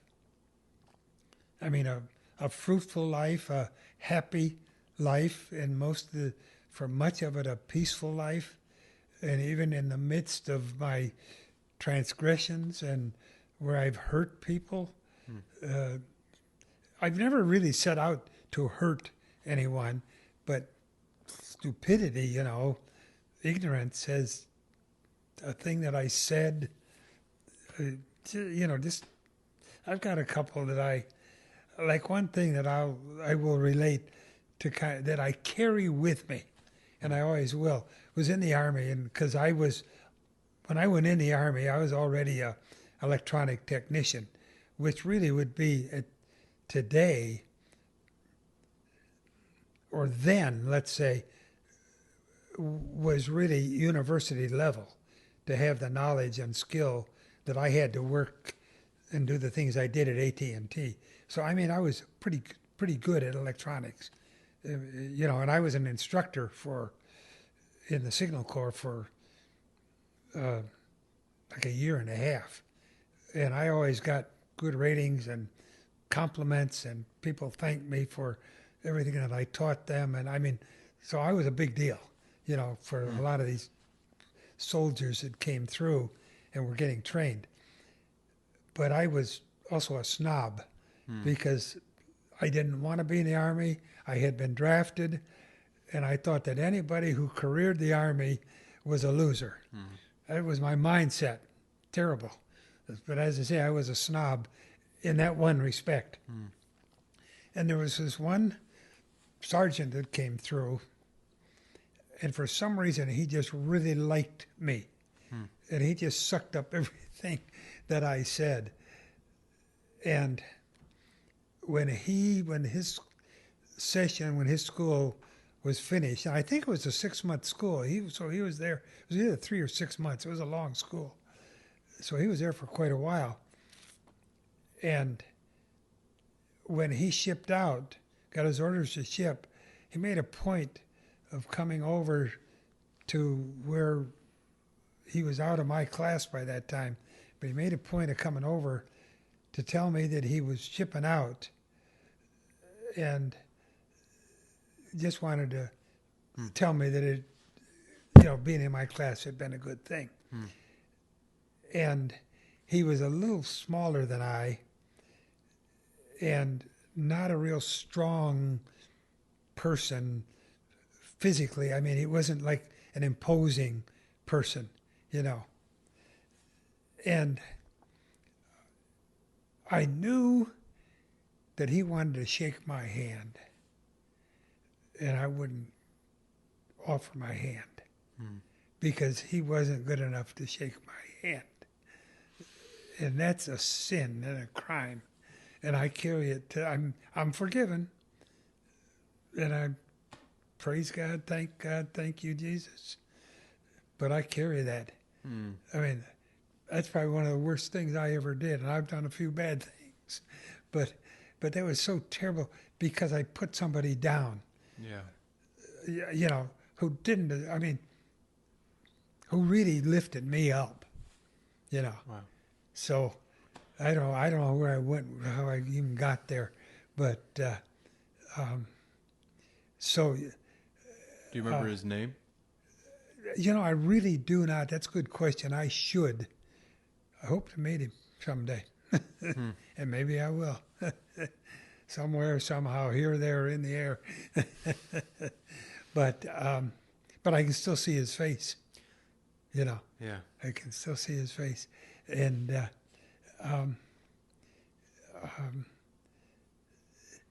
I guess that was around the idea of peace, and so my peace is tempered with a remorse because I have no right to peace, but I have peace. I mean, that sounds paradoxical, but I do. And I have been at peace for most of my life. So I'm fortunate. Yeah.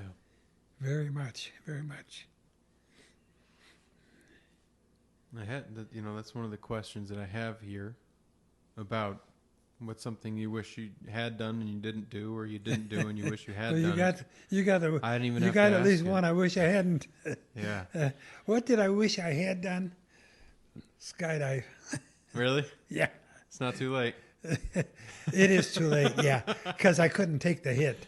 I'd have to do an HW skydive, you know, Herbert Walker, you know, George H.W. Bush.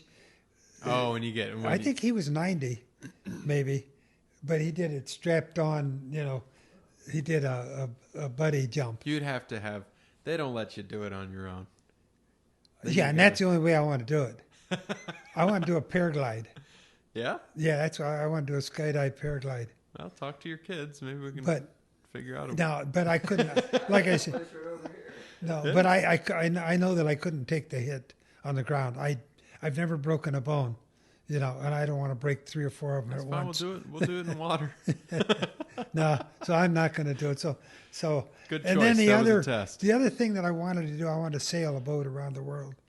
It never came close to. I did some sailing, but never came close to sailing around the world.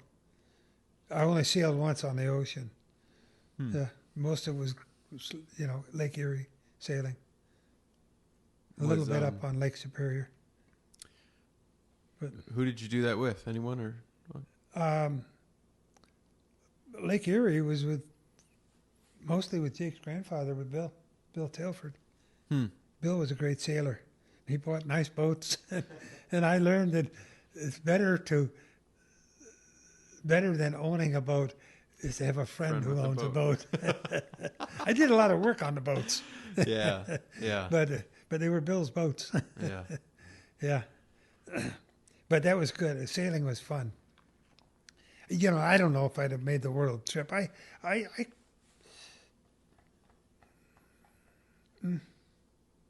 could have done it. Yeah. I could have single-handed. Yeah. But I was married too, so and Dolores wasn't going with me. Yeah. There was no chance she was going to set out around the world with me on a boat.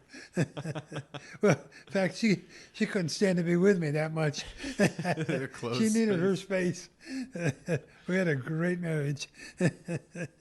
What made your marriage great? We gave each other lots of space. Yeah. I mean, we were genuine soulmates.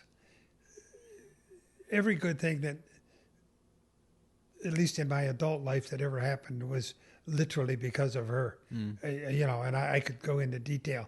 But she would, like, we did a lot of work in a youth work in Central City, Toledo, back in the early 60s, during the time that the whole civil rights thing was going on, and we would walk down in the neighborhood, and we'd be the only white people in a big group of black folks, and everybody watched our back, you know. But Dolores was the one that got us there. She saw a little ad in the paper, St. Paul's United Methodist St. Paul's United Methodist Church was looking for somebody to lead their youth canteen or something. The Lord said, you could do that. Why don't you go down and tell them we'll do it? So I went over and applied for the job, and I got it in a hurry. Wow. Yeah, they all you had to do was breathe, and you didn't even have to do that regularly, you know.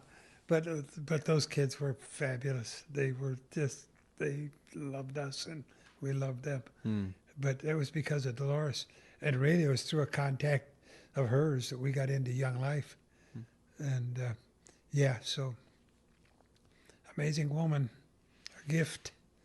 Her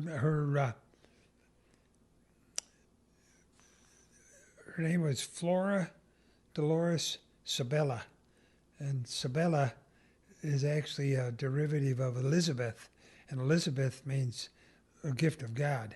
So, so she always called herself Sibby, and I always called her Dolores. And once in a while I'd call her Flora because she hated Flora. But I liked Dolores. I always called her Dolores. Some people called her Dolly. I called her Doll sometimes. But yeah, again, I talked about my parents being for me. She was for me. I mean, she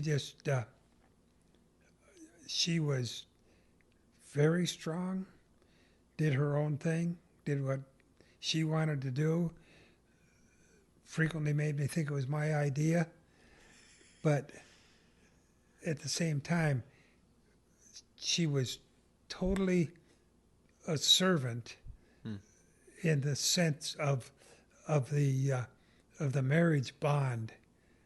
I mean, she just supported everything that I did, or if she challenged me in any way, she would still let me make the decision. There again, like, I didn't deserve that. I mean, she was drop dead, gorgeous, beautiful woman. And guys would see her and literally stop and turn their heads, I mean, she could have walked into a room full of men and said, well, I'll take that one, and that one, and she took me. Wow. I mean, talk about winning the lottery. So why should I not be happy? And she was a good cook. And she was a good cook. Although she couldn't cook when we got married. I could cook better than she could. But Really? she learned. Actually, she learned while we were in the Army. I mean, because she worked when we first got married. So we lived on Super King hamburgers and meals at my mother and father's house. But when we were in the Army, she didn't work. And, well, she did for a while, but after David was born, she was home. So she really learned how to cook, yeah. She had lots of great dishes that she did from scratch. Yeah. Yeah. I don't know, where do we go? What was the question? Well, I know what I wanted to ask next. Okay. What advice do you have for young people looking for their spouse, or young people who have just gotten married? What are the qualities that you saw in Dolores that you're happy you stumbled into?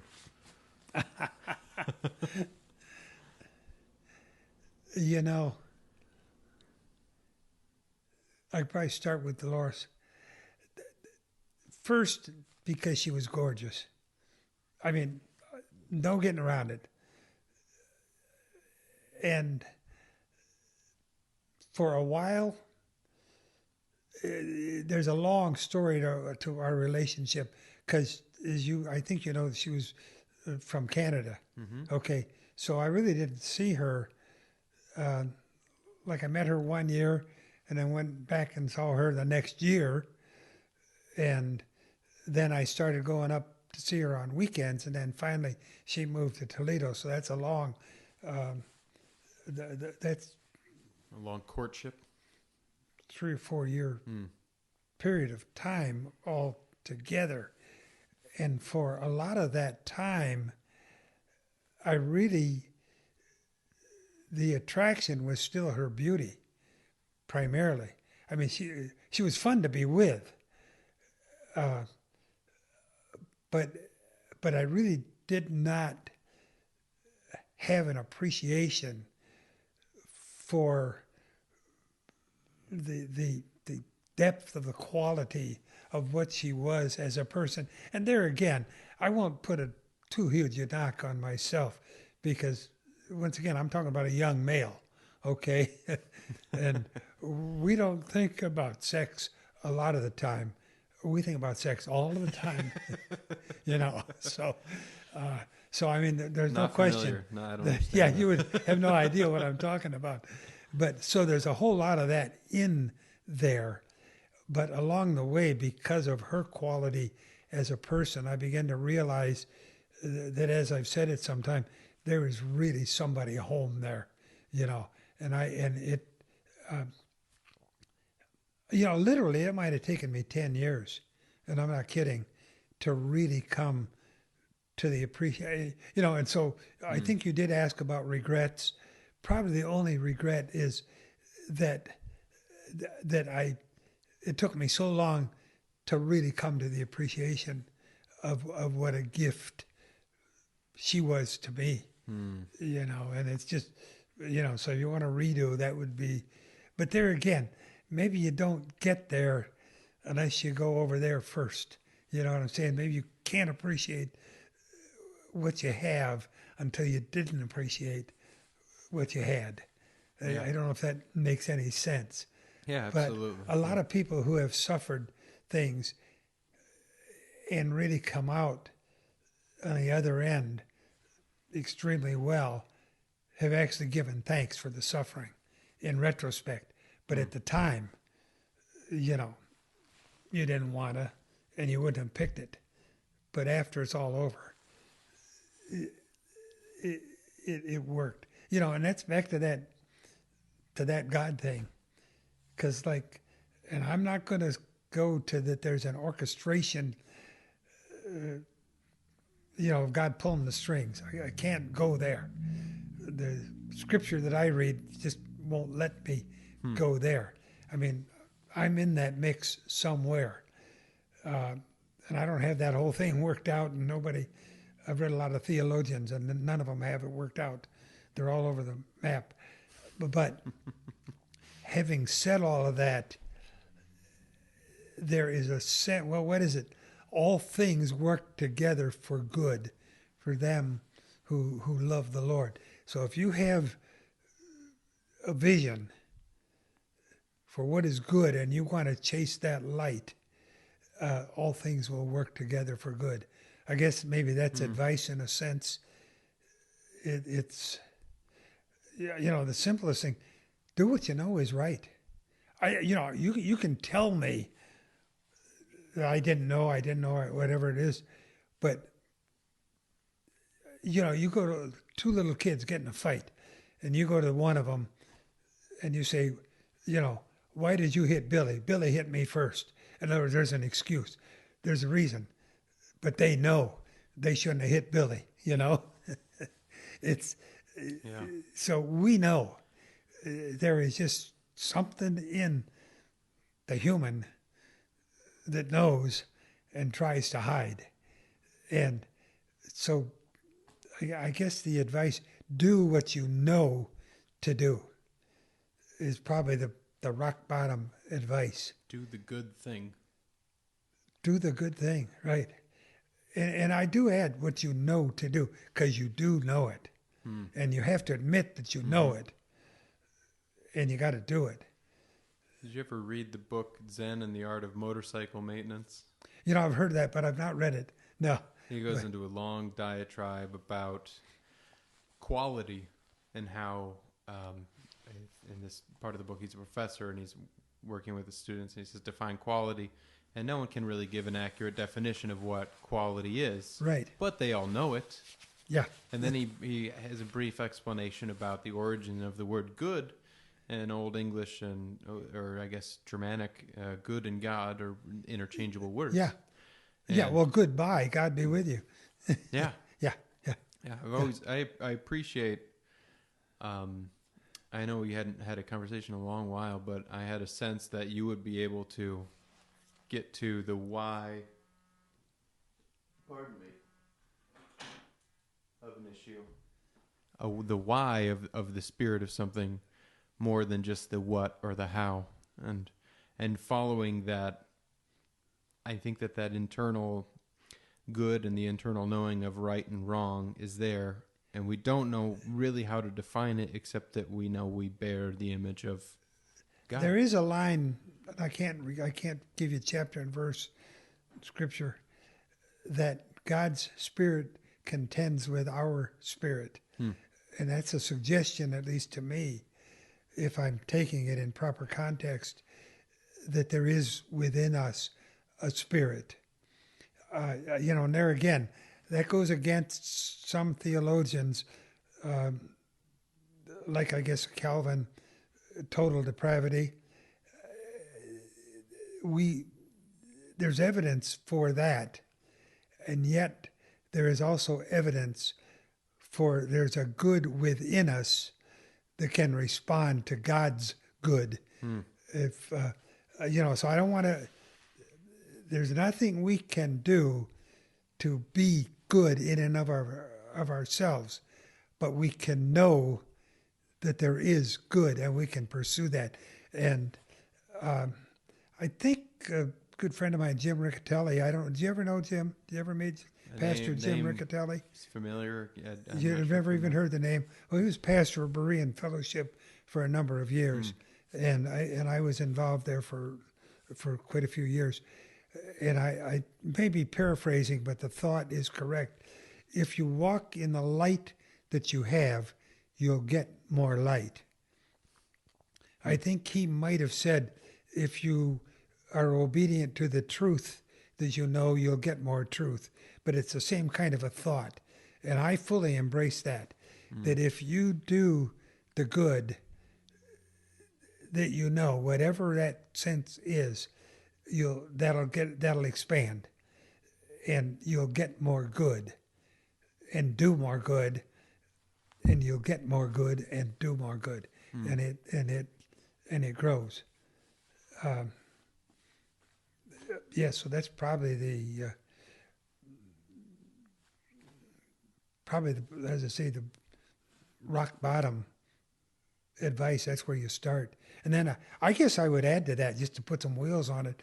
I think there's two ways that you kind of work that out. And there's two words for it: respect and restraint. And what I mean by that is respect. We've talked about a lot already this evening, for others, for their rights, whatever that seems to be, but just the respect for the other, for the thou, if you will, and then restraint in making as sure as you can that in all that you do, you're not doing evil. And yet you know that everything that we do in this life is probably tinged with some evil. And that's why restraint is so important, because I have to be so careful. Like, you look at our political turmoil right now, there are very few people in our federal government on either side of the aisle that are exercising restraint.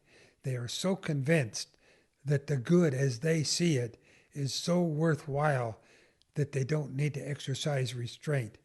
Anything that achieves their good is worthwhile, and it's not. And we do not have the right to violate others to achieve our good. And I put our good in, those are quotation marks around that good. So do the good that you know to do. Exercise respect and restraint. And I think a lot of things will come together for you as your life unfolds. And I'll go back again. These things work together. They work synergistically. in that, you also discover your gifts, your abilities, your talents, your passions. They emerge out of the good that you do. It's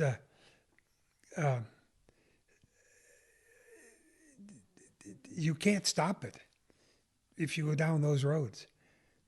They get better. You cannot stop it. But if you go down the other roads of taking away the moral restraint and a moral cover, you'll go down a wrong road, and all those good things will diminish, and you'll die broken and without peace. End of story. Well, that seems like a pretty... I had two more questions, but you really just touched on both of them. You really... Okay, well, you can ask. Oh, I that's was it. only going to be here for 15 minutes.